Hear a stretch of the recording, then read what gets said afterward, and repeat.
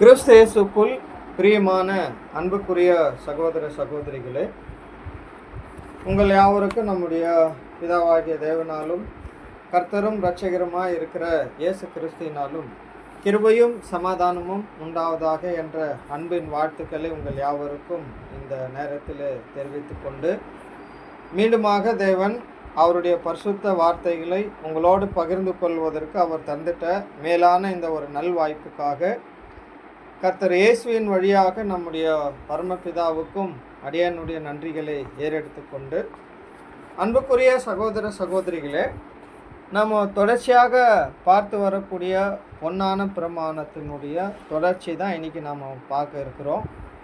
அப்போது இந்த பொன்னான பிரமாணம் நமக்கு தெரியும், நம்ம எல்லாரிடத்திலும் நம்முடைய கரங்களில் இந்த ஒரு சகோதரர் ரசில் அவர்களுடைய ஆர்டிக்கல் அடங்கிய ஒரு சிறு புத்தகம் இருக்குது.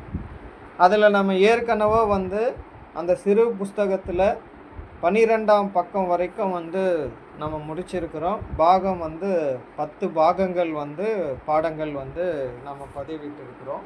ஸோ அது நீங்கள் பார்த்துருப்பீங்க. அன்புக்குரிய சகோதர சகோதரிகளே, இதுவரையில் நம்ம இந்த சத்தியங்களை கவனிச்சுட்டு வரும்போது என்னென்னா, இது நம்முடைய வாழ்க்கையில் நம்முடைய நடைமுறை வாழ்க்கையில் கடைப்பிடித்து நடைமுறைக்கு கொண்டு வரும் வரையில் கொஞ்சம் கஷ்டமாக தான் இருக்கும். பட் ஆனால் இதை நடைமுறைப்படுத்தவும் நம்முடைய சுபாவமாகவும் நம்முடைய பழக்கமாகவும் நம்முடைய வழக்கமாகவும் ஆகும்போது அது நமக்கு இலகுவாக இருக்குங்கிறது தான் சகோதரர் கூட மேற்கோள் காட்டுறார். மற்றபடி ஒருவேளை பேசக்கூடிய நானாக இருந்துட்டாலும் இது முழுவதுமாக நடைமுறை கொண்டு வந்துட்டோன்னா கிடையாது. நாமளும் இந்த ஒரு நிலையில் வர்றதுக்காக நம்ம முயற்சிக்கிறோம், சரிங்களா? அந்த ஒரு வகையில் தான் நாம் இதை நம்ம பார்க்குறோம், சரிங்களா? ஸோ அதில் கடந்த முறை அந்த பொன்னான பிரமாணத்தினுடைய புஸ்தகத்தில் 12ஆம் பக்கத்தில் அந்த 2 டாபிக் பிரதர் பேசியிருந்தாங்க. ஒரே 2 பேராக எண்ணங்களுக்கான சரியான பழக்க வழக்கங்கள் என்ற ஒரு சப்டாபிக்கும், அது கீழே நீதி நம் ஜீவங்களுக்கான பிரமாணமாக இருக்க வேண்டும் என்ற ஒரு 2 சப்டாபிக்கில் தான் கடந்த முறை விஷயங்கள் நம்ம பார்த்துருந்தோம், சரிங்களா? ஸோ இன்றைக்கி நாம் என்ன பண்ண போகிறோன்னா,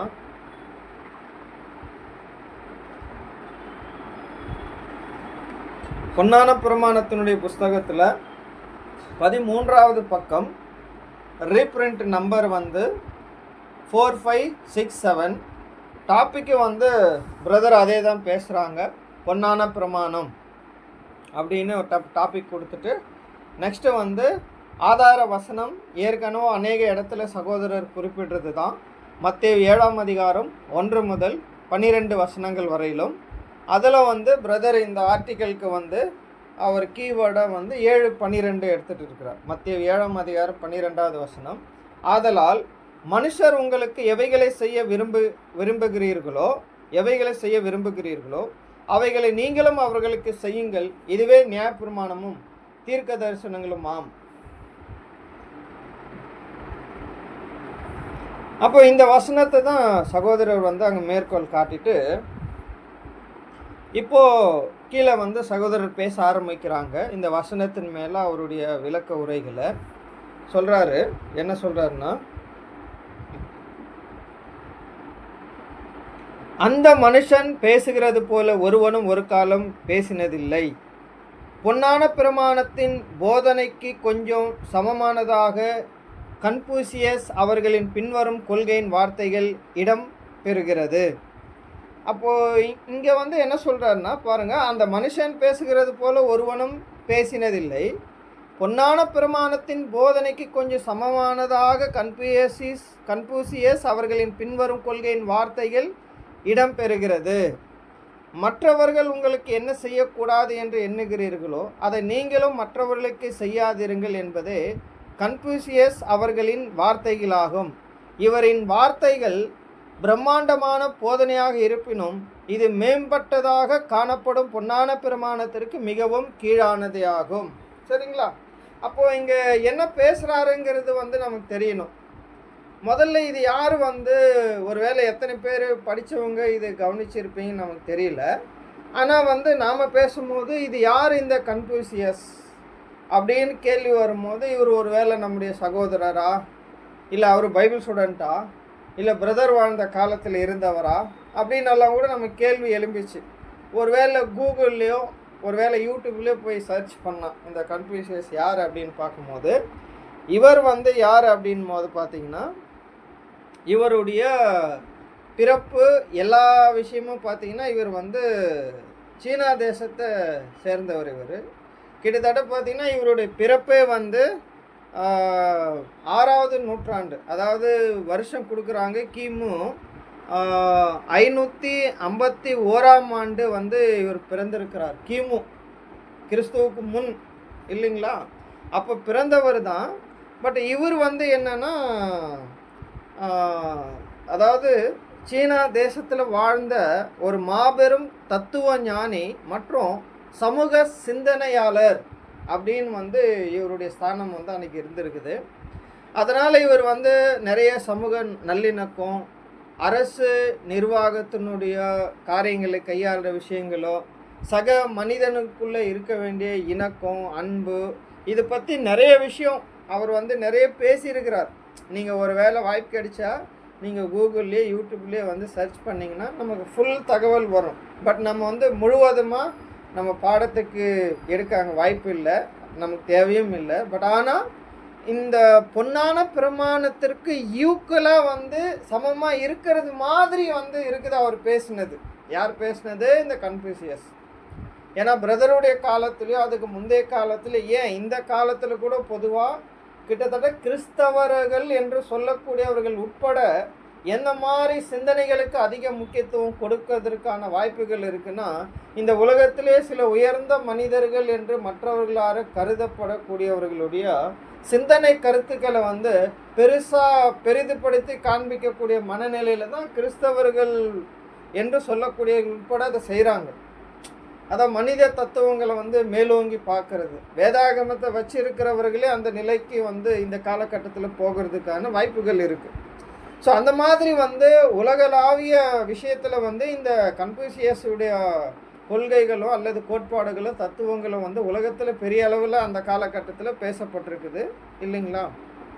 அப்படி இருக்கும்போது அவர் பேசின வார்த்தைகள் வந்து தத்துவங்கள் வந்து கர்த்தர் இயேசு சொன்ன இந்த ஒரு கொள்கைகளுக்கு அது சமமானது மாதிரி இருக்கிறது மாதிரி தெரியும் இல்லைங்களா? பட் ஆனால் என்ன சொல்கிறாரு பாருங்க, அதாவது வந்து இந்த பொன்னான பிரமாணத்தின் போதனைக்கு கொஞ்சம் சமமானதாக கன்ஃபூசியஸ் அவர்களின் பின்வரும் கொள்கையின் வார்த்தைகள் இடம்பெறுகிறது. அதாவது சமமானதாக இருக்கிறது போல, சமமானதாக இருக்கிறது போல இருக்கு. ஆனால் என்ன சொல்கிறாருன்னா, அதாவது அவர் என்ன சொல்கிறாரு அப்படின்னா, மற்றவர்கள் உங்களுக்கு என்ன செய்யக்கூடாது என்று எண்ணுகிறீர்களோ அதை நீங்களும் மற்றவர்களுக்கு செய்யாதிருங்கள். பார்த்தா இதுதான் வந்து இது வந்து நியாயமான கொள்கையாக இருக்கும், அதாவது நீதியான கொள்கையாக இருக்கும்.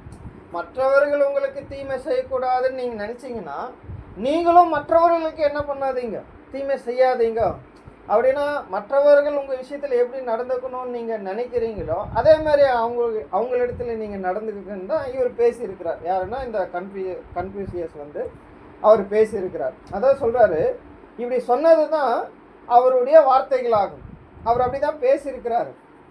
ஆனாலும் என்ன நடந்திருக்குன்னா, இவருடைய வார்த்தைகள் வந்து பிரம்மாண்டமான போதனையாக இருப்பினும், சகோதரர் அப்படி தான் குறிப்பிடுறார்.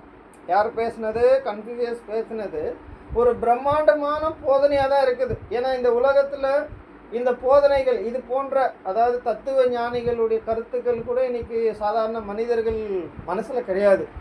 மனுஷனை பொறுத்தவரை என்னன்னா, நீ என்ன கனம் பண்ண, நான் உன்னை கனம் பண்ணுவேன். You respect take respect. நீ என்ன அடித்தா நான் உன்னை, அதாவது என்னென்னா அது நீதியோ இல்லை அநீதியோ எதுவாக இருந்தாலும் நீ எனக்கு என்ன செய்கிற அதை நான் உனக்கு திருப்பி செய்வேன்.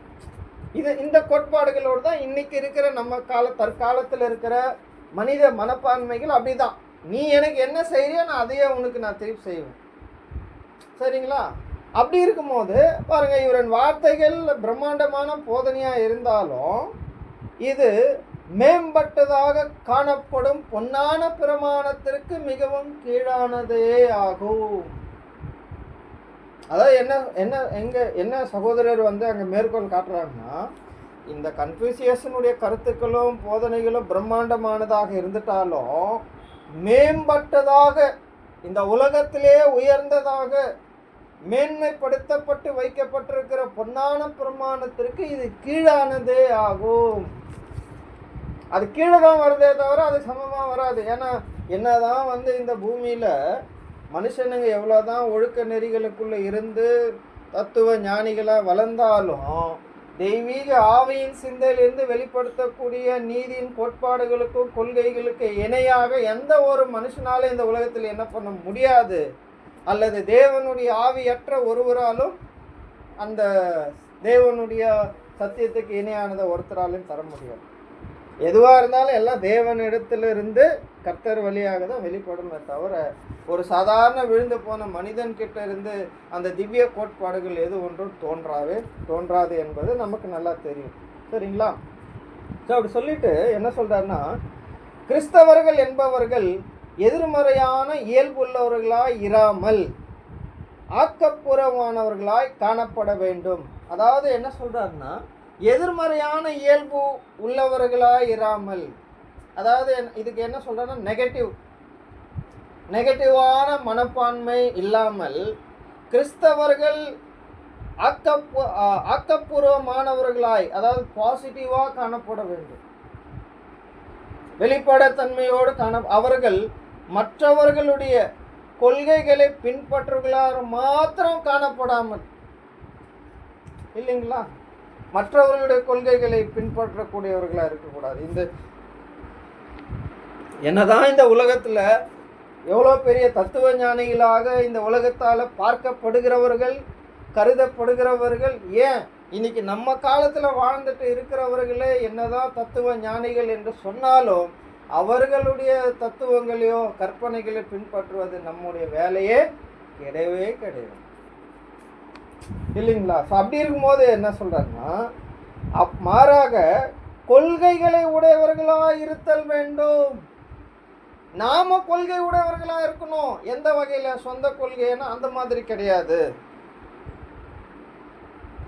நாம என்ன செய்யணும் அப்படின்னா, கொள்கை உடையவர்களா இருத்தல் வேண்டும். ஜனங்கள் முன்னிலையில் இவர்கள் கர்த்தருடைய கொள்கைகளை உயர்த்தி பிடித்து காட்டிட வேண்டும், இல்லைங்களா? எந்த கொள்கை? இந்த பொன்னான பிரமாணத்தினுடைய கொள்கை. ஏன்னா இந்த பொன்னான பிரமாணத்தினுடைய கொள்கையை இந்த உலகத்துல சாதாரண எந்த ஒரு மனுஷனாலையும் என்ன பண்ண முடியாது, பின்பற்ற முடியாது. சக ஜீவராசிகள் இடத்துல கடைபிடிக்க முடியாது, எப்படியாப்பட்ட மனுஷனா இருந்தாலும் சரி. ஏன் தேவனுடைய பிள்ளைகளாகவும் தேவனுடைய ஆவியை பெற்றுக்கொண்டவர்களாக இருக்கிற நமக்கே இந்த ஒரு கொள்கையை கடைபிடித்து ஒரு சுபாவமாக மாற்றி நம்முடைய வாழ்க்கையில நடைமுறைப்படுத்துவது என்பது அவ்வளோ சுலபமாகவும் ஒரு குறுகிய காலகட்டத்திலேயே இது நடந்து நிறைவேறக்கூடிய விஷயங்கள் அல்ல. இது ஒரு நீண்ட காலம் நம்முடைய வாழ்க்கையில தேவைப்படும். ஆனாலும் எப்பவுமே தேவன் நமக்கு முன்னாடி வைக்கிற விஷயங்கள் தான். எவ்வளோ வேகமாக நாம் சுயத்தை பலியாக்குறோமோ அவ்வளோ வேகமாக இது போன்ற கற்பனைகள்லையும் இது போன்ற பொன்னான பிரமாணங்களுடைய கொள்கைகள்லையும் நம்ம சீக்கிரத்தில் வளர்ச்சி அடையணும். தடையே என்னன்னா நம்முடைய சுயம்தான் தடையாக இருக்கும்.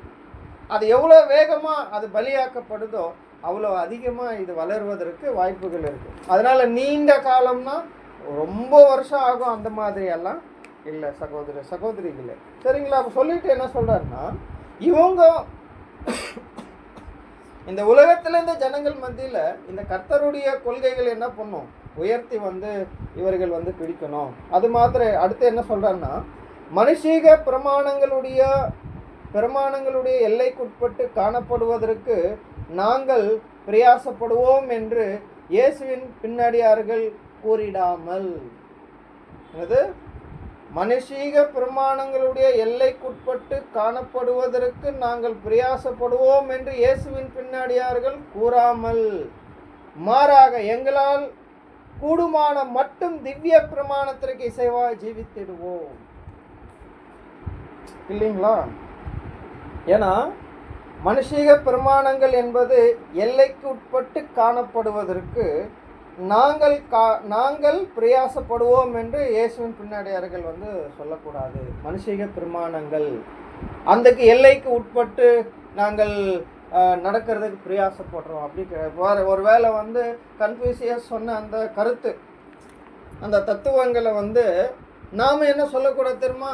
ஒருவேளை இது நல்லா தானே இருக்குது, இது எல்லாம் நாங்கள் கடைபிடிக்க நாங்கள் பிரயாசப்படுறோம் அப்படின்னு யார் சொல்லக்கூடாதுன்னா, கர்த்தர் இயேசுவை பின்பற்றக்கூடியவர்கள் சொல்லக்கூடாது என்று சொல்கிறார். சரிங்களா? அதாவது இன்னைக்கு உலகத்தில், ஏன்னா ஒருவேளை நம்ம நிறைய நீங்கள் விஷயம் கவனிச்சு பாருங்க, சகோ ரசல் அவர்கள் கூட அவருடைய ஆர்டிக்கலில் அநேக இடங்களில் சில இடங்களில் சில மனித தத்துவங்களை பேசியிருப்பார். பாருங்கள், இவங்க இந்த கருத்தை சொல்லியிருக்கிறாங்க, இந்த கருத்தை சொல்லியிருக்கிறாங்க. அதாவது என்னென்னா, ஒரு ஜென்ரலான கருத்து, அதாவது அவங்க சொல்லியிருப்பாங்க, அது சில சமயங்களில் சத்தியத்துக்கு இசைவாக ஒத்து போகிற அளவுக்கு சில கருத்துக்கள் இருக்கும். அந்த கருத்துக்களை என்னென்னா பிரதரே அக்செப்ட் பண்ணிக்குவார் ஆச்சுங்களா. பட் ஆனால் எது ஒன்றுத்தையும் என்ன பண்ண மாட்டாருன்னா, தேவனுடைய திவ்ய பிரமாணத்துக்கு சமமானதாக கோட் பண்ணியெல்லாம் பேச மாட்டோம். ஆனால் இந்த கன்ஃபியூசியஸுடைய தத்துவங்கள் அதுக்கு சமமானதாக இருக்கிற மாதிரி இருந்திருக்குது. பட் ஆனால் அது திவ்ய பிரமாணத்திற்கு எப்பவுமே கீழ்பட்டதாக தான் இருக்கும். ஏன்னா ஒருவேளை நீங்கள் கூட கேட்கலாம், எப்படிங்க அது கன்ஃபியூசியஸ் சரியாக தானே சொல்லியிருக்கிறாரு, உங்களுக்கு ஒருத்தர் தீமை செய்யக்கூடாதுன்னு நீங்கள், மற்றவர் உங்களுக்கு தீமை செய்யக்கூடாதுன்னு நீங்கள் விரும்புகிறீங்கன்னா, அதே போல் அவருக்கு நீங்கள் தீமை செய்யாதுன்னு தானே சொல்கிறாரு. கிட்டத்தட்ட பொன்னான பிரமாணத்துக்கு ஒத்து வர மாதிரி தானே இருக்குது அப்படின்னு ஒருவேளை நாம் கூட சிந்திக்கலாம். ஏன்னா ஏற்கனவே உங்களுக்கு சொன்னதுதான், பிரதருடைய எழுத்துக்கள் என்பதும் அவருடைய முதிர்ந்த ஆவிக்குரிய வளர்ச்சியிலிருந்து பேசின வார்த்தைகள் நமக்கே படித்து புரிந்து கொள்வதில் கொஞ்சம் கடினமாக இருக்குது. ஒரே இப்போ கூட நம்ம புரிஞ்சு கொண்டது தான் பேசுகிறோமே தவிர முழுமையாக புரிந்து கொண்டோமான்னு நமக்கு தெரியல. ஒருவேளை நீங்கள் கூட அந்த நிலையில் இருக்கலாம். இதுக்கு முன்னாடி நீங்கள் படித்ததில் ஓரளவுக்கு புரிஞ்சிருக்கலாம். ஒருவேளை இப்போ நம்ம கேட்குறதுல ஒருவேளை நீங்கள் இன்னும் கொஞ்சம் புரியறதுக்கு வாய்ப்பாக கூட இருக்கலாம், இல்லைங்களா? ஆனால் இந்த கன்ஃபியூசியாக சொன்ன இந்த தத்துவம் ஒத்து வர மாதிரி தானே இருக்குன்னு கூட நம்ம நம்பலாம். பட் டிஃப்ரென்சியேஷன் பார்க்கணும். பட் கர்த்தர் கொடுத்த பொன்னான பிரமாணம் என்பது என்னன்னா, பாருங்கள் அடுத்து என்ன சொல்கிறான்னா, அதாவது கர்த்தருடைய பின்னாடியார்கள் மனித பிரமாணங்களுடைய எல்லைக்குட்பட்டு காணப்படுவதற்கு நாங்கள் பிரயாசப்படுவோன்னெல்லாம் சொல்லக்கூடாது.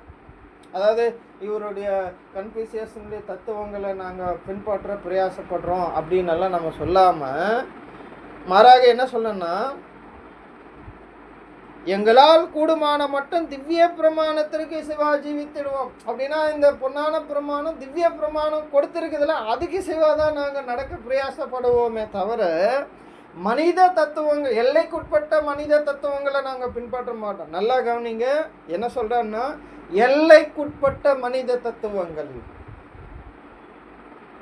அது என்னங்கிறத இப்போ நம்ம கொஞ்சம் விவரமாக பார்க்க போகிறோம். அதுக்குள்ளே அந்த ஃபஸ்ட்டு பேரை நம்ம முடிக்கலாம். மனுஷிக பிரமாணம் என்பது பெரும்பான்மையான விழுந்து போன மனுஷர்களின் நியாயமாக இருக்கின்றதை ஒழிய அவை திவ்ய நேமம் அல்ல என்று நாங்கள் கருதுகின்றோம் என்றே கூறிட வேண்டும். இப்போ கன்ஃபியூசியஸ் சொன்ன தத்துவங்கள், இது மாதிரி கன்ஃபியூசியஸ் போன்ற ஆயிரக்கணக்கான தத்துவ ஞானிகள் இந்த உலகத்தை கடந்து போயிருக்கிறாங்க, மரணத்துக்குள்ளே போயிருக்கிறாங்க. இன்றைக்கி அவர்கள் எழுதின புத்தகங்கள் மனிதர்கள் மத்தியில் இன்றைக்கி பெரிய அளவில் பேசப்படுது, புகழப்படுது, கடைபிடிக்கப்படுது.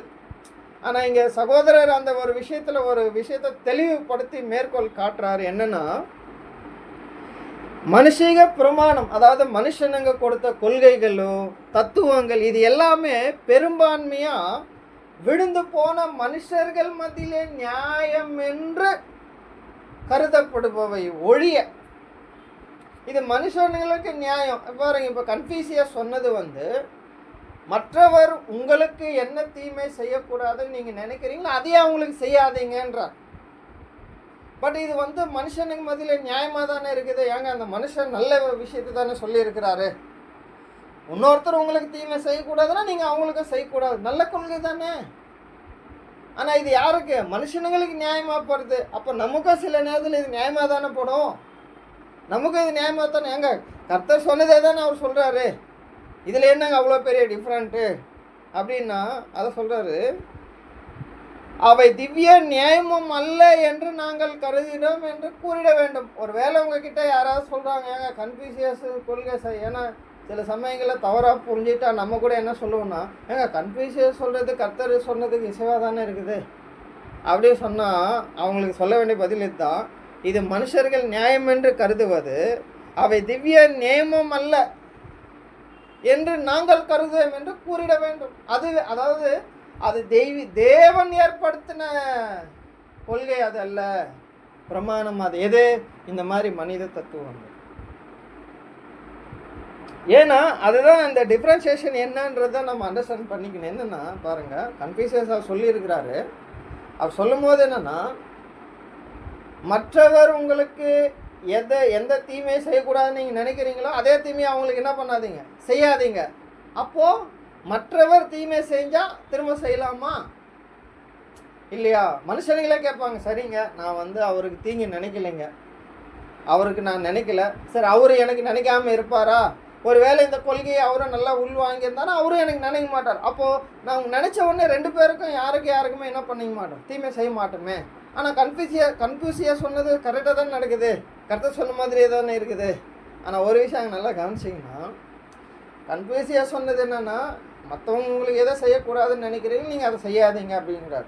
இதே தான் கரெக்டாக சொல்கிறாரு இல்லைங்களா? என்ன சொல்கிறாரு? மனுஷர் உங்களுக்கு எவைகளை செய்ய விரும்புகிறீர்களோ அவைகளை நீங்கள் அவர்களுக்கு செய்யுங்கள், அவர்களை செய்யுங்கள். இதுவே நியாயப்பிரமாணம், தீர்க்க தரிசனமாகும். அதே போல் நம்மளும் என்னென்னா, மற்றவங்க நமக்கு என்ன தீமை செய்யக்கூடாதுன்னு நினைக்கிறோமோ அதே தீமையை அவங்களுக்கு என்ன பண்ணக்கூடாது, செய்யக்கூடாது. கரெக்டுங்களா? அப்போ கிட்டத்தட்ட ரெண்டும் ஒரே மாதிரி தானே இருக்குது. அப்படி என்னங்க இதில் ஒரு பெரிய டிஃப்ரெண்ட் இருக்குது அப்படின்னும் போது தான் நல்லா கவனிங்க. ஏன்னா இதுக்கு முந்தைய பாகங்கள்லையும் அல்லது இதுக்கு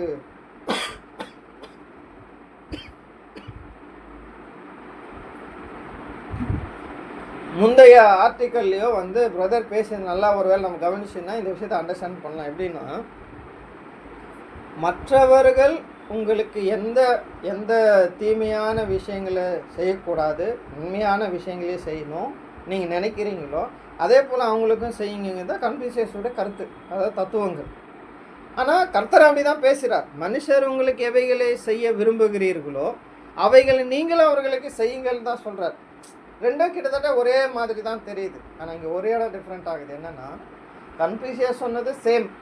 ஒரு வேளை மற்றவர்கள் தனக்கு தீமை செய்யக்கூடாதுன்னு விரும்பினவர் மற்றவங்களுக்கு செய்யக்கூடாது. ஆனால் என்ன மனுஷனுங்க என்ன பண்ணிடுவாங்கன்னா, ஒருவேளை நாம் அவங்களுக்கு தீமை செய்யக்கூடாதுன்னு நினைக்கிறோம், ஆனால் அவங்க நமக்கு தீமை செஞ்சிருவாங்க. இப்போது நாம் மற்றவங்களுக்கு தீமை செய்யக்கூடாதுன்னு நம்ம நினைக்கிறோம், ஆனால் மற்றவங்க நமக்கு தீமை செஞ்சிருவாங்க. இப்போ என்ன நடக்குது? நம்ம சைடு கொள்கை கரெக்டாக இருக்குது, ஆனால் எதிர் நபர் அந்த கொள்கையை கடைப்பிடிக்கலை. ஒருவேளை உலகத்தில் நடந்தால் என்ன பண்ணுவான், நான் அவர் விஷயத்தில் நான் நியாயமாக நடக்குன்னு தான் நினச்சேன், ஆனால் அவர் என் விஷயத்தில் அநீதியாக நடந்ததுனால அது என்னால் பொறுக்க முடியும் தான் உலகத்தில் சொல்லுவான். இதுதான் கன்ஃபியூசியஸோட கோட்பாடு. ஆனால் கர்த்தருடைய தேவனுடைய திவ்ய பிரமாணம் என்ன சொல்லுதுன்னா, மற்றவர்கள் உங்களுக்கு நன்மை செய்யணும்னு நீங்கள் விரும்புகிறீங்க, அதே நன்மையை நீங்கள் அவங்களுக்கும் செய்யுங்க. ஆனால் இங்கே என்ன நடக்குன்னா, மற்றவர்கள் உங்களுக்கு நன்மை செய்யணும்னு நீங்கள் விரும்பினீங்க, ஆனால் அவங்க உங்களுக்கு நன்மை செய்யலை. ஆனால் பதிலுக்கு மாறாக நீங்கள் நன்மை தான் செய்யணுமே தவிர அவங்க செஞ்ச மாதிரி தீமை செய்யக்கூடாது. இதுதான் பிரமாணம். பொன்னான பிரமாணமே இதில் தான் உள்ளடங்குது. மற்றவங்க கிட்ட நீங்கள் என்ன பாசிட்டிவ் எதிர்பார்த்தீங்களோ அதே பாசிட்டிவ் அவர்கிட்டேருந்து உங்களுக்கு கிடைக்காது. ஆனால் அவர்கிட்ட என்ன பாசிட்டிவை நீங்கள் எதிர்பார்த்தீங்களோ அந்த பாசிட்டிவான விஷயம் உங்கள் கிட்டேருந்து அவருக்கு போகணுமே தவிர அவர்கிட்டேருந்து உங்களுக்கு வராமல் கூட போகலாம். எது பாசிட்டிவ் வராமல் நெகட்டிவ் அவர்கிட்டேருந்து வரலாம். அப்போ வந்துச்சுன்னா நீங்கள் என்ன சொல்லலாம், என்னங்க பிரதர், அவர் விஷயத்தில் நான் நீதியாக தான் நடந்தேன், ஆனால் என் விஷயத்தில் அவர் அநீதியாக நடந்துட்டாரு, அதனால் நான் திரும்பவும் அவர் விஷயத்தில் அநீதியாக நடந்துக்கலான்னா அதுதான் கொள்கை கிடையாது. பொன்னான பிரமாணம் என்னன்னா, மற்றவர்கள் உங்களுக்கு என்ன செய்யணும்னு விரும்பினீங்களோ அதை நீங்களே செஞ்சிருங்க. ஆனால் அவங்க இன்னும் உங்ககிட்ட நடக்கலை. ஆனால் அவங்க எப்படி நடக்கணும்னு நினச்சிங்களோ அது மாதிரி நீங்கள் அவங்ககிட்ட நடந்துருங்க. பட் ஆனால் அவங்க நடக்க தவறிட்டாங்கன்னா, ஒருவேளை இப்போ நீங்கள் மற்றவங்க இப்படி நடக்கணும்னு நினச்சிட்டே இருக்கிறீங்க, ஆனால் அப்படி அவங்க நடக்கலை. உடனே நமக்கு என்ன தோணும்? அவங்க எந்த நடத்தையை வெளிப்படுத்தினாங்களோ அதே போல் நடத்தையை வெளிப்படுத்த தான் நம்ம முற்படுவோம். பட் பொன்னான பிரமாணம் அது இல்லை. மற்றவர்கள் உங்கள் விஷயத்தில் பொன்னான பிரமாணத்தை கடைபிடிக்க தவறலாம், ஆனால் நீங்கள் அவங்க விஷயத்தில் தவறக்கூடாது என்பது தான் இந்த பொன்னான பிரமாணம். அதை தான் சொல்கிறாரு, தீமைக்கு தீமை செய்யாமல் தீமைக்கு நன்மை செய்யுங்கள். அதான் ஒருவன் உன்னை வலது கன்னத்தில் இருந்தால் அவனுக்கு இடது கன்னத்தை காட்டு. இது உலகம் செய்யாது. கன்ஃபூசியஸின் கொள்கைக்கு இதுக்கும் எங்கேயோ இருக்கும். எவ்வளோதான் இருந்தாலும் கன்ஃபூசியஸ் கொள்கைக்கு மனுஷன் முரண்பட்டுருவான். நீ சொல்கிற மாதிரி சரிங்க, நான் அவர் விஷயத்தில் அவர் என்கிட்ட நல்ல விதமாக நடந்துக்குன்னு தான் நினச்சேன், நானும் அவர் விஷயத்தில் நல்ல விதமாக தான் நடந்தேன், ஆனால் அவர் என்கிட்ட நடக்கலையே அப்படின் போது என்னன்னா பதிலுக்கு ஒரு தீமை செய்வான். ஏன்னா உலகத்தினுடைய கோட்பாடு அதுதான். நீ எனக்கு என்ன செய்கிற அதை நான் அப்படியே உனக்கு திருப்பி செய்வேன். இன்னை வெல்லும் மனிதர்களுடைய கோட்பாடுகளில் இதுதான் நியாயம் என்று அவர்கள் கடைபிடிக்கிறாங்க. பட் மாறாக இதுதான் நியாயம் என்று யார் கடைபிடிக்க கூடாதுன்னா, கர்த்தருடைய பின்னடியார்களும் தேவனுடைய பிள்ளைகளாக இருக்கிற புதிய சிருஷ்டிகளும் இப்படி ஃபாலோ பண்ணக்கூடாது. மற்றவர்கள்கிட்டேருந்து வர வேண்டிய எதிர்பார்த்த பாசிட்டிவ் வராமல் போகலாம், ஆனால் நம்ம கிட்டேருந்து நெகட்டிவ் போகக்கூடாது என்பது தான் பொன்னான பிரமாணம். வாய்ப்பு. ஏன்னா இதை நமக்கு தெரியல, எவ்வளோ பேருக்கு இதை தெளிவாக புரிந்து கொள்கிற நிலை இருக்குதுன்னு நமக்கு தெரியல. நம்மளுக்கே கொஞ்சம் கஷ்டமாக தான் இருக்குது. ஆனால் திரும்ப திரும்ப நம்ம படித்தோன்னா, திரும்ப நம்ம கவனிச்சோன்னா ஒரு அண்டர்ஸ்டாண்டிங்குள்ளே வந்துடலாம். இதுதான் இந்த பொன்னான பிரமாணத்தினுடைய கோட்பாடுகள் என்று. ஆனால் இங்கே சகோதரர் இந்த முதல் பத்தியில் முடிக்கும் போது அதான் சொல்கிறார், மனுஷர்கள் மத்தியில் கன்ஃபூசியஸ் சொன்ன தத்துவங்கள் நியாயமானதாக தான் இருக்குது. பட் ஆனால் அவைகள் தேவன் தன்னுடைய அனந்த ஞானத்தினாலும் அன்பினாலும் நீதினாலும் வகுத்த அந்த பொன்னான பிரமாணத்திற்கு இணையானதாக அதை பார்க்க முடியாது சகோதர சகோதரிகளே. சொல்லிட்டு என்ன சொல்றாருன்னா, தேவனுக்கான மற்றும் நம்முடைய அயலாருக்கான நம்முடைய அன்பின் அடிப்படையில் நாம் சோதிக்கப்படுவோம் என்று நம்முடைய இரட்சகர் நமக்கு தெரிவிக்கின்றார். அப்படின்னா என்னன்னா, தேவன் இந்த அன்பின் அடிப்படையில் தான் நமக்கு இந்த அன்பை வெளிப்படுத்தக்கூடிய விஷயத்தில் நமக்கு சோதனையாகவே யாரை நம்முடைய வாழ்க்கையில் அனுமதிக்கிறார்னா, நம்முடைய ஆவிக்குரிய உறவுகளையும் அதாவது நமக்கு அடுத்தவர்களே அனுமதிக்கிறார் நம்ம விஷயத்தில். அதான் சொல்கிறோம். அதாவது நம்முடைய அயலாருக்கான நம்முடைய அன்பின் அடிப்படையில் நாம் சோதிக்கப்படுவோம் என்று நம்முடைய இரட்சகர் நமக்கு தெரிவித்திருக்கிறார், சொல்லியிருக்கிறார். நமக்கு அடுத்தவர் அதனால தான் சொல்லுவார், உன்னிடத்தில் நீ அன்பு கூறுவது போல பின்னிடத்தில் அன்பு கூடுவாயாக. கர்த்தர் அந்த நல்ல சமாரியனுடைய ஓமையை சொல்லி முடிக்குமா சொல்றாரு, எனக்கு பிறன் யார், நான் யார் அந்த பிறன் அப்படின்னு அவன் கேட்பான். பிறனிடத்தில் அன்பு செலுத்து அப்படின்னா, இன்னைக்கு நம்ம சோதனை என்னன்னா, நம்ம விஷயத்துல நாம அன்புள்ளவர்களாக தான் இருப்போம், ஆனால் மற்றவங்க விஷயத்துல காண்பிக்கிறதா நம்ம எல்லாருக்குமே சோதனை. நம்ம மேலே அவ்வளோ சீக்கிரம் சில சமயங்களில் வெறுப்பு வந்தாலும் சில சமயங்களில் நம்மளை குறித்தே நமக்கு பரிதாபம் உண்டாகுது இல்லையா? என்ன இது, எனக்கு இவ்வளோ கஷ்டம் இருக்குது, எனக்கு இவ்வளோ பேர் வலி கொடுக்குறாங்களே, எனக்கு இவ்வளோ பேர் வேதனை கொடுக்குறாங்களே, நான் உங்களுக்கு எந்த வகையிலையும் எந்த தீமையும் நினைக்கல செய்யலையே. அதாவது ஏதோ ஒரு வகையில் நம்முடைய குறைவுகளில் நாமளே இரக்கத்தையும் அனுதாபத்தையும் ஆறுதலையும் தேறுதலையும் நமக்கே காட்டி கொள்ளுகிறோம். அதில் நம்ம குறை வைக்கிறது இல்லைங்களா?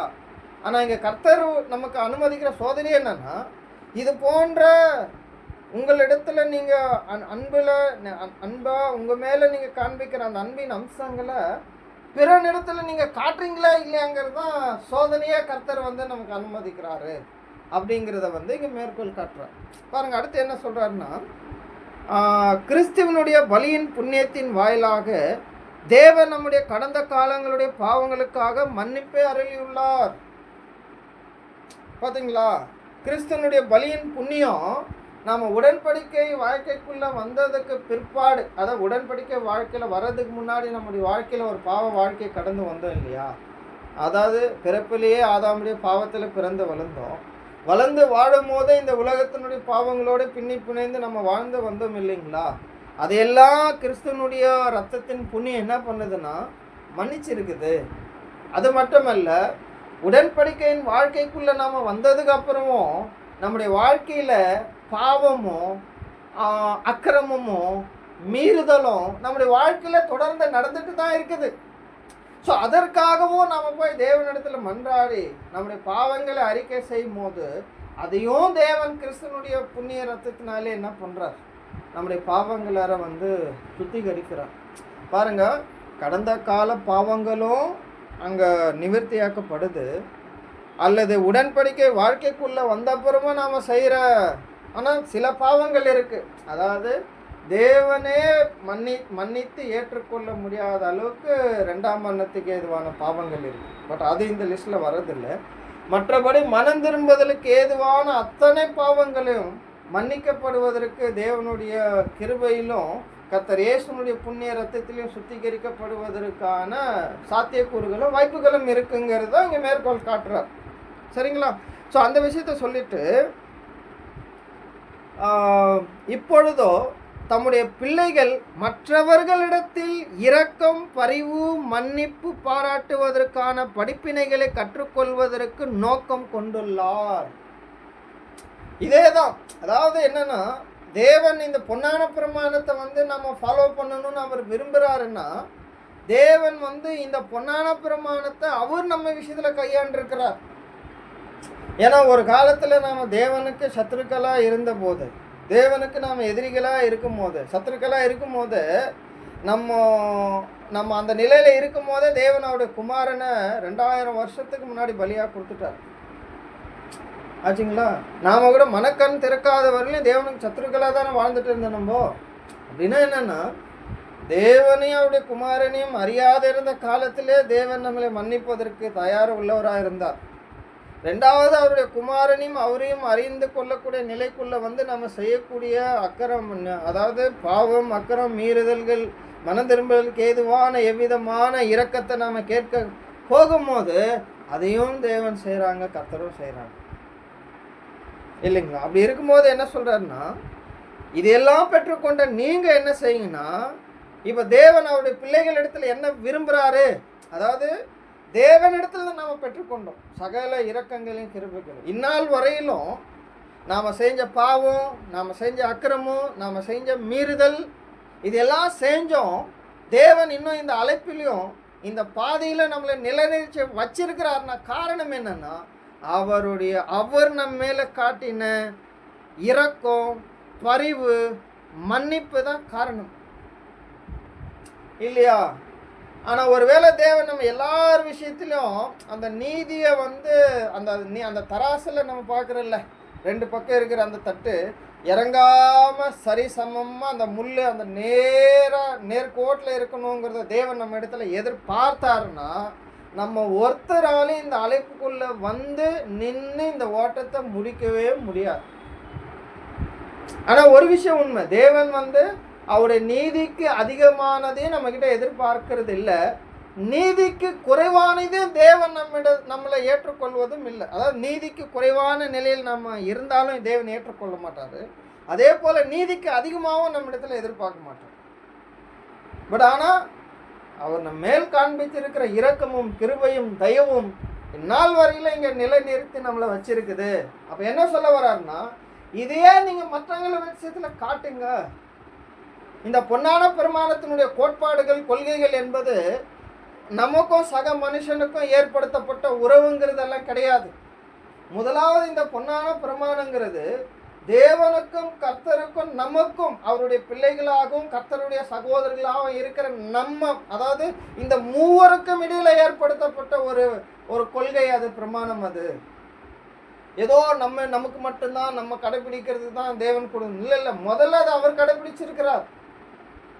ஏன் அப்படின்னு பாருங்க, பொன்னான பிரமாணத்தின்படி தேவன் ஒருபோதும் நம்ம விஷயத்துல உண்மையற்றவராக நடக்க மாட்டார். கரெக்ட் இல்லைங்களா? தேவன் நம்ம விஷயத்துல உண்மை உள்ளவராக தான் எப்பவுமே இருப்பார். கர்த்தர் கூட அப்படிதான் இருப்பார். ஆனா நாம எத்தனையோ தரமோ தேவனுக்கும் கர்த்தருக்கும் ஏன் உடன் உறவுகளுக்கு நாம உண்மையற்றவர்களா நடந்திருக்கிறோம்.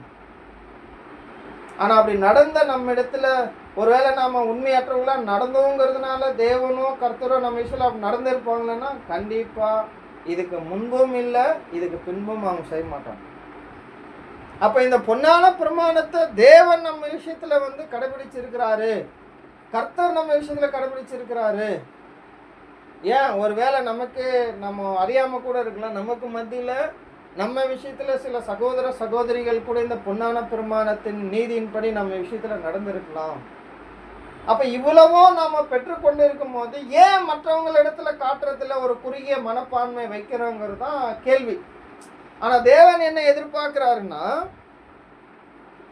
இந்த பரந்த மனச அவருடைய பிள்ளைகள் கிட்ட அவர் காண்பிக்கணும்னு நினைக்கிறார். அவர் பிள்ளைங்க வெளிப்படுத்தணும்னு நினைக்கிறார். இன்னும் புரியுற மாதிரி சொல்லிட்டா, தகப்பன் எப்படிப்பட்ட மனப்பான்மையை வெளிப்படுத்தி இருக்கிறாரோ அதே மனப்பான்மையை பிள்ளைகளும் வெளிப்படுத்தணும்னு தேவன் விரும்புகிறார். யாரிடத்துல? சக ஆவிக்குரிய உறவுகளிடத்திலும் சக உலக மனுஷரிடத்திலும். இந்த பொன்னான பிரமாணம் நம்ம எல்லாரிடத்துல தான் கடைபிடிக்கணும். ஏதோ வந்து நீங்க வந்து ஆவிக்குரிய சகோதர சகோதரிகள் கிட்ட மட்டும்தான் அப்படிங்கிறது கிடையாது. இந்த உலகத்துல எப்படிப்பட்ட மோசமான மனுஷனா இருந்தா கூட சரி, அவன் விஷயத்துல அவங்க விஷயத்துல நாம பொன்னான பிரமாணத்தை தான் கடைபிடிக்கணும். ஏன்னா இதுக்கு முன்னாடி சகோதரர் பேச வரும்போது ஒரு விஷயத்த மேற்கோள் காட்டுவார். ஒருவேளை இந்த பொன்னான பிரமாணத்தை கடைபிடிக்கக்கூடிய அளவுக்கு எதிர் நபருடைய குற்றங்கள் இருக்கலாம். ஆனா என்ன சொல்றாரு தெரியுங்களா, ஒருவேளை அந்த குற்றத்தை நீங்க செஞ்சிருந்தா, அந்த குற்றவாளியா நீங்க இருந்தா உங்களை மற்றவர்கள் எப்படி கையாளணும்னு நீங்க நினைப்பீங்க, கொஞ்சம் யோசிச்சு பாருங்கன்றார். இன்ன வரைக்கும் தேவனுடைய பிள்ளைகள் உலகத்துல உலக மனுஷன் செய்யக்கூடிய அநீதியான செயல்களோ இல்லை ஆவிக்குரிய உறவுகள் மத்தியில நடக்கிற அநீதியான செயல்களை பார்க்கும்போது என்ன சிந்திக்கணும்னா, ஒருவேளை அவர் இடத்துல நான் இருந்து சேர்ந்திருந்தா மற்றவங்க என்னெல்லாம் எப்படி அணுகணும்னு நான் நினைச்சிருப்பேனோ, எப்படி எதிர்பார்ப்பேனோ அதே தான் அவங்களுக்கு நான் செய்யணுங்கிறத சிந்திக்கணுங்கிறத பொன்னான பிரமாணத்தினுடைய கோட்பாடுடைய ஒரு அம்சமா இருக்கு. அப்ப தேவன் அதுதான் அவருடைய நோக்கமே என்னன்னா, என்ன மாதிரி என் பிள்ளைங்க மற்றவங்களிடத்துல அந்த குணத்தை பிரதிபலிக்கணும். அதனால்தான் கர்த்தர் பாருங்க, நீங்க பார்த்தீங்கன்னா அந்த ரோமர் 8ஆம் அதிகாரம் 28ஆம் வசனத்தை நீங்க படிச்சீங்கன்னா, அதாவது நாம் எல்லாரும் கர்த்தர் இயேசுனுடைய சாயலுக்கு வரணுங்கிறது தான் தேவன் முன்குறித்திருக்கிறாருன்னு சொல்லுவார். ஆனால் நீங்கள் மற்ற 5ஆம் அதிகாரத்தில் நீங்கள் கடைசி வசனம் வாசி பார்த்தீங்கன்னா என்ன சொல்லுவார்னா, என் பிதா பூரண சர்க்குணராக இருக்கிறது போல நீங்களும் இருந்தார். அதாவது தேவன் என்ன சொல்ல வர்றாருன்னா, என் குமாரன் ஸ்டாண்டர்டுக்கு நீங்கள் வரணுன்றார். ஆனால் கர்த்தர் என்ன சொல்றாருன்னா, நீங்கள் வந்து பிதாவினுடைய ஸ்டாண்டர்டுக்கு வரணுங்கிறார். அதாவது ஸ்டாண்டர்டுனா தேவனுக்கு நிகராக நம்ம வர முடியாது, ஆனால் அவர் அளவுக்கு நீங்கள் சிந்திக்கக்கூடியவங்களா இருங்க, பூரணமான சிந்தை உடையவர்களாக இருங்கன்னு தான் சொல்ல வரோம். சரிங்களா? பட் அந்த விஷயத்தை தான் அங்கே கோட் பண்ணுறாரு. சொல்லிட்டு என்ன சொல்கிறாருன்னா, ஆகையால் மற்றவர்களுக்கு நாம் எந்த அளவுக்கு கருணை காண்பிக்கின்றோமோ அவ்வளவாய் நம்முடைய பலவீனங்கள் மற்றும் குறைவுகள் விஷயத்தில் தேவனுடைய கருணையினை நாம் எதிர்பார்த்திட முடியும் என்று அவர் நம்மிடம் தெரிவிக்கின்றார். ஆக்சுவலாக இது என்ன தெரியுங்களா, ஒருவேளை நீங்கள் மற்றவர்களுடைய விஷயத்தில் பொன்னான பிரமாணத்தை கடைபிடிக்கலைன்னா தேவனும் நம்முடைய விஷயத்தில் பொன்னான பிரமாணத்தை கடைபிடிக்க மாட்டார் என்கிற அர்த்தம் கிடையாது. ஆனால் அதை கொஞ்சம் பொன்னான பிரமாணத்தை நம்முடைய விஷயத்தில் கையாளுறதை நிறுத்தி வச்சிருவார். எதிர்மாற தேவன் செய்ய மாட்டார், ஆனால் கொஞ்சம் நிறுத்தி வச்சிருவார். இப்போ நீங்கள் வந்து உதாரணத்துக்கு நீங்கள் பாருங்க, நம்ம ஏதோ ஒரு தேவனுக்கு விரோதமாக ஏதோ பாவம் செஞ்சிட்டோம். அது நமக்கு நம்முடைய மனசாட்சியில் பரிசுத்த ஆவியினுடைய உந்துதலோடு அண்டர்ஸ்டாண்ட் பண்ணிக்கணும். போயிட்டு தேவனிடத்துல, தேவனே உங்களுக்கு விரோதமாக நான் பாவம் செஞ்சுட்டேன், என்னை மன்னிச்சிருங்க, இல்லை மற்றவங்களுக்கு விரோதமாக நான் செஞ்சுட்டேன் மன்னிச்சிருங்க, அதெல்லாம் நம்ம கேட்க போகிறோம். பட் தேவன் வந்து என்ன மன்னிச்சிருவார். ஆனால் தேவன் இன்னொரு விஷயம் என்ன நம்மக்கிட்ட கேட்குறாருன்னா, நீ மன்னிக்கப்பட வேண்டிய நபர் இருக்கிறார் இல்லை, நீ மன்னிக்கப்பட வேண்டிய நபர் இருக்கிறார்ல, அந்த நபரை போய் மன்னிச்சுட்டு வா. நீ அப்போ மன்னிச்சுட்டு வந்தனா நீ செஞ்ச குற்றத்தை நான் மன்னிக்கிறேன். ஆக்சுவலாக தேவன் பொன்னான பிரமாணத்துக்கு எதிராக நம்மக்கிட்ட நடக்கல. அந்த பொன்னான பிரமாணத்தை உடனடியாக நமக்கு நம்முடைய விஷயத்தில் செயல்படுத்தணும். பட் அதை தற்காலிகமாக நிற்க வைக்கிறார். அதான் சொல்கிறாரு. திரும்ப வேணா நீங்கள் பாருங்கள், நான் படிக்கிறேன் திரும்ப. என்ன சொல்கிறாருன்னா, ஆகையால் மற்றவர்களுக்கு நாம் எந்த அளவுக்கு கருணை காண்பிக்கின்றோமோ அவ்வளவாய் நம்முடைய பலவீனங்கள் மற்றும் குறைவுகள் விஷயத்தில், ஏன்னா நம்ம தேவனுக்கு முன்னாடி பலவீனத்தினால குறைவுனால நம்ம குற்றங்கள் செய்யும் போது நம்முடைய மற்றும் குறைவுகள் விஷயத்தில் தேவனுடைய கருணையினை நாம் எதிர்பார்த்திட முடியும் என்று அவர் நம்மிடம் தெரிவிக்கின்றார். அதாவது நம்ம எவ்வளோ மற்றவங்களுக்கு காண்பிக்கிறோமோ அதே தான் தேவன் காண்பிப்போம். உதாரணத்துக்கு நம்ம மற்றவர்களை குற்றங்களை மன்னிக்காம இருந்து தேவனிடத்துல நம்ம குற்றங்களை மன்னிப்பு கேட்டால் அவர் என்ன பண்ணுவார் தெரியுமா? அவரும் மன்னிக்க மாட்டார். அதுக்காக அவர் பொன்னான பெருமானத்தை கடைபிடிக்கல. முதல்ல என்ன சொல்றாருன்னா, அந்த பொன்னான பெருமானத்தை தேவன் கடைபிடிக்கிறாரு, ஆனால் நீங்கள் கடைபிடிக்க இப்போ தவறு இருக்கிறீங்களா, போய் அதை சரி பண்ணுங்கன்னு சொல்கிறார். முதல்ல நீங்கள் மன்னிச்சுட்டு வாங்க.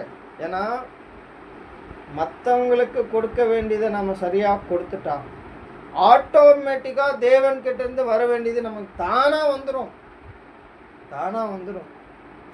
என்ன சொல்லிட்டா, அதான் அந்த ஓமையில் கூட சொல்லுவார். கடன்பட்டவன் ஓமையில் ஒருத்தன் என்ன செஞ்சான், ஒரு பெரிய எஜமான்கிட்ட அதிக கடன் பட்டிருந்தான். அதுக்காக போய் நின்னான். அந்த எஜமான் மன்னிச்சிட்டார். ஆனால் அவங்ககிட்ட ஒருத்தன் குறைவாக கடன் பட்டிருந்தான். அவனை போய் என்ன பண்ணான், கழுத்தை பிடிச்சி கடனை கேட்குறான். அப்போ எஜமானுக்கு தெரிய வந்துச்சு. போய் அவனை என்ன பண்ண, சிறையில் போடு, அழுகையும் பருக்கடிப்பும் இருக்கிற இடத்துல போடு. அதான் சொன்னார். சில சமயங்களில் தேவன் மற்ற சகோதர சகோதரிகள் விஷயத்திலையோ உலக மனுஷர் விஷயத்திலையோ கருணை இல்லாமல் நடந்தோன்னா தேவன் நம்ம விஷயத்துல கருணை இல்லாதவரா நடப்பார், இல்லை நீதி உள்ளவரா நடந்துடுவார். ஏன்னா தேவன் நீதி உள்ளவரா நம்மளுடைய விஷயத்துல நடக்க ஆரம்பிக்கும் போது நம்மளால ஒன்றும் செய்ய முடியாது. நீங்க யாரா இருந்தாலும் சரி, ஒருவேளை நீங்க பெரிய ஊழியக்காரா இருக்கலாம், நானும் இருக்கலாம், இல்லை நீங்க தேவனுக்காக ரொம்ப சாக்ரிஃபைஸ் பண்றவங்களா கூட இருக்கலாம். பட் தேவன் நீதியை கையால இறங்கிட்டாருன்னா ஒன்றும் பண்ண முடியாது.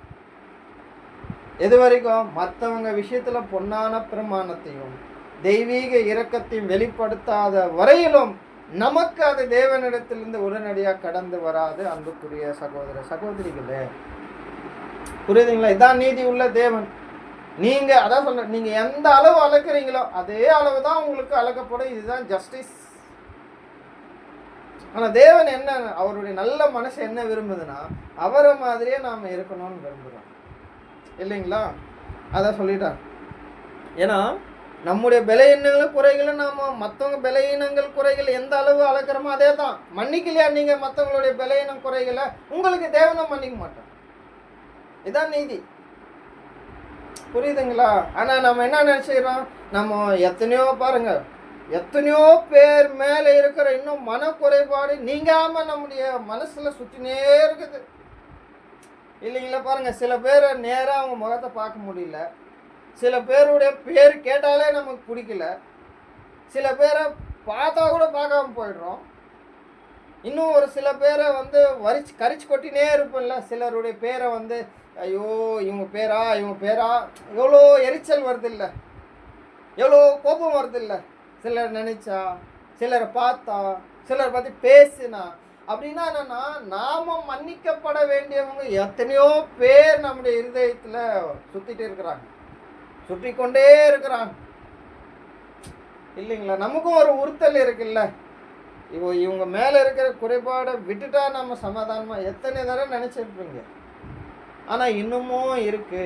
அப்படி இருக்கும்போது தான் நாம செய்யற குற்றங்களுக்கோ பலவீனங்களுக்கோ தேவனிடத்திலிருந்து அங்க மன்னிப்பு வெளிப்படுறது இல்லை. ஏன்னா தேவன் நீதி உள்ளவர் இல்லை. நம்ம கிட்ட எதை செய்யணும்னு எதிர்பார்த்தாரோ அதை நம்ம செய்யணும். அதை செஞ்சா தேவனும் செய்வோம். நாம எதை செய்யலையோ அதையும் அவன் செய்ய மாட்டார். அதனால திரும்பவும் நம்ம சொல்றோம், அவர் அதனால தேவன் பொன்னான பிரமாணத்தை மீறாருங்கள சமயத்துக்கு நிறுத்தி வைக்கிறார், அவ்வளவுதான். இல்லைங்களா? அதான் சொல்றாரு. அடுத்து என்ன சொல்றாருன்னா,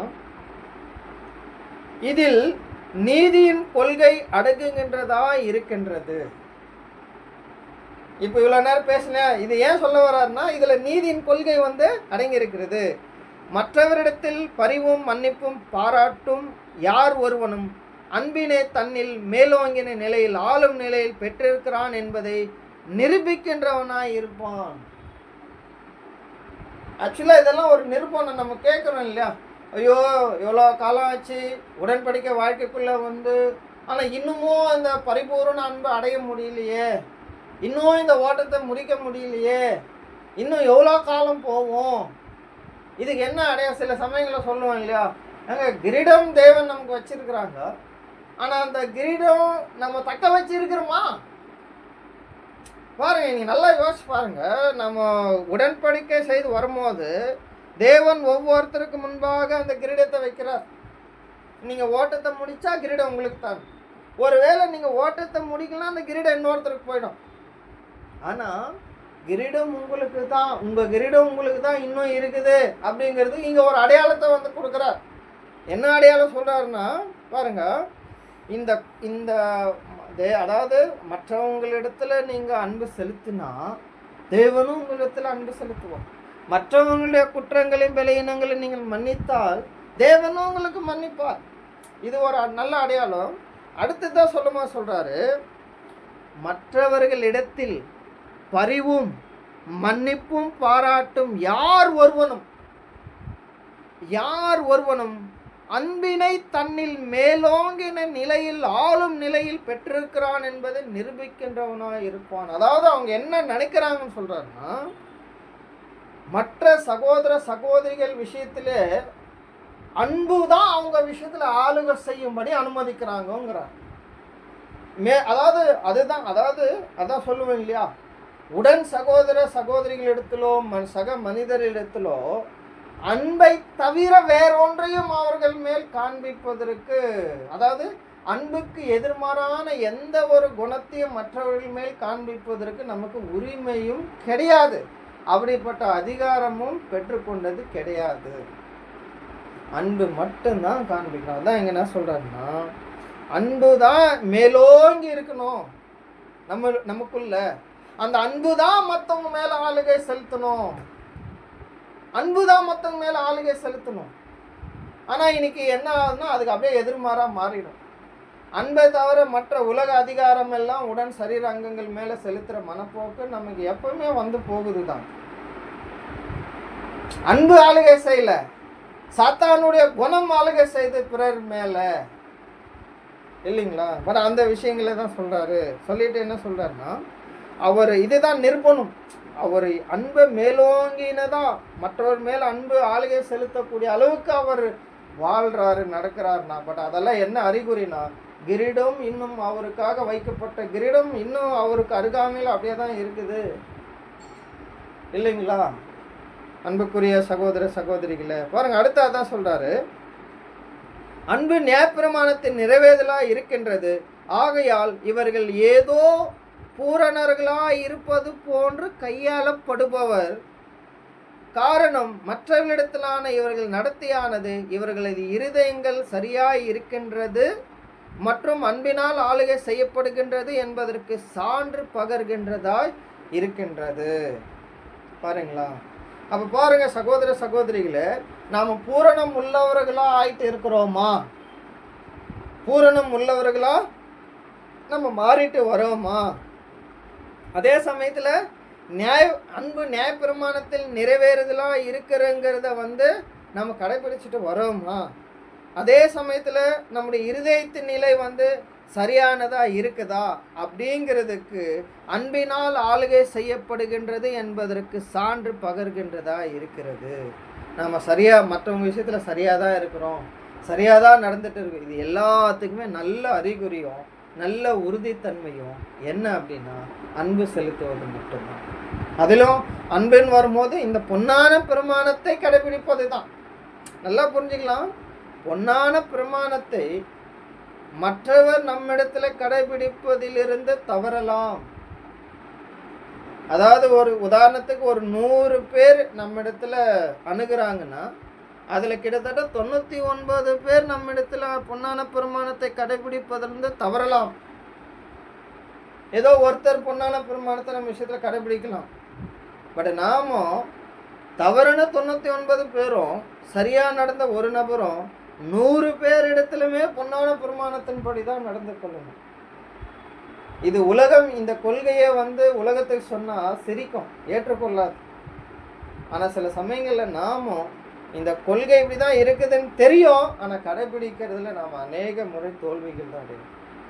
ஆனால் அதனால் தோல்வி அடையதுனால நம்ம தோண்டு போகிறது இல்லை, மாறாக முயற்சிக்கும் போது ஒரு நாள் கட்டாயம் அந்த எல்லை வரம்பை நாம் அடைவோம், இல்லைங்களா?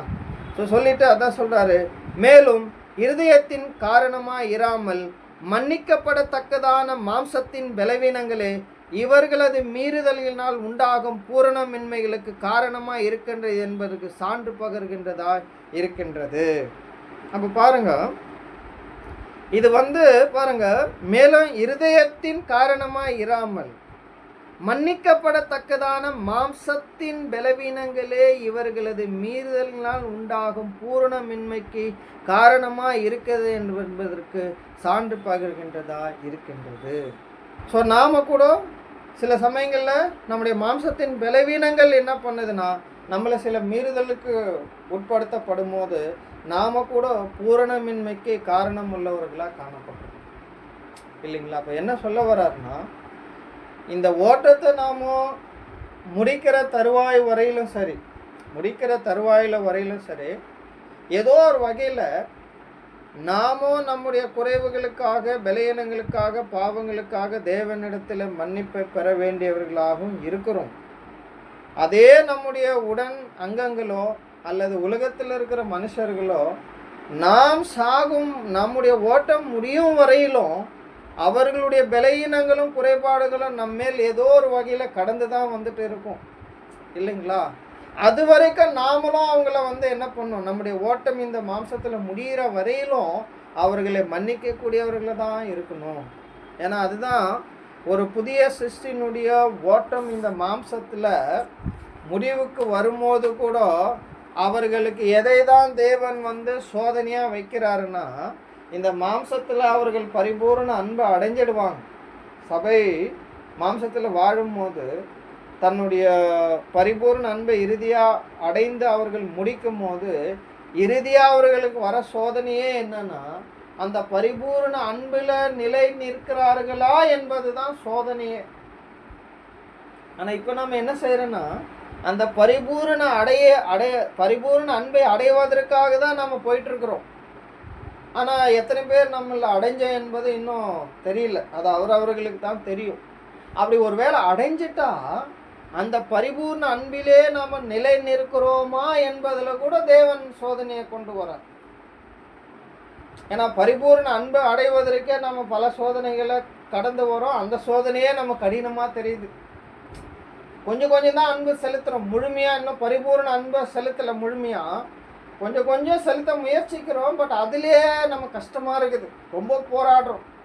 மற்றவங்க விஷயத்தில் அன்பு செலுத்துறதுல அவ்வளோ கடினமாக நம்ம என்ன சொல்கிறோம், ரொம்ப இறுக்கமாக இருந்து சில சமயங்களை காண்பிச்சிடுறோம், சில சமயங்களை காண்பிக்க முடியுது. இந்த சோதனைகளே நம்ம கடினமாக இருக்குது. அப்படி இருக்கும்போது உண்மையிலே தேவன் நம்மளை சோதிக்க நம்ம எப்போ தயாராக நிற்கிறோன்னா, பரிபூர்ண அன்பு அடைஞ்சு நிற்கிறோம் பார்த்தீங்களா, அப்போ தான் தேவன் நம்மளை சோதிக்க நம்ம பாத்திரவானாக இருக்கிறோம் அல்லது தகுதி உள்ளவர்களாக இருக்கிறோம். அது வரையில் தேவன் அந்த பரிபூர்ண அன்பை அடைவதற்கு தான் இப்போ நம்மளை தகுதிப்படுத்திட்டு வராது. மற்றபடி இப்பயே நாம் என்ன இல்லைன்னா தகுதியானவர்கள், தேவன் சோதிக்கக்கூடிய அளவுக்கு நாம் தகுதியானவர்கள் அல்ல.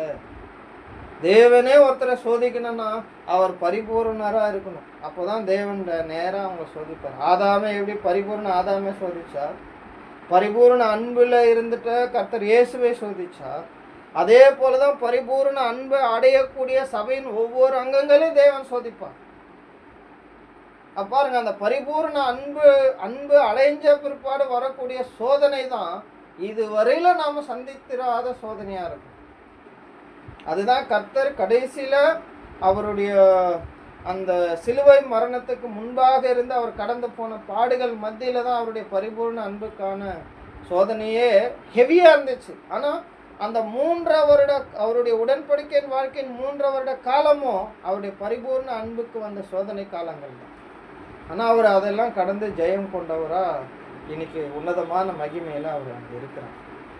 ஆக சகோதர சகோதரிகளை, இந்த ஒரு நிலையிலேருந்து தான் இதை நம்ம என்ன செய்யணும்னா அங்கே கவனிக்கணும். சரிங்களா?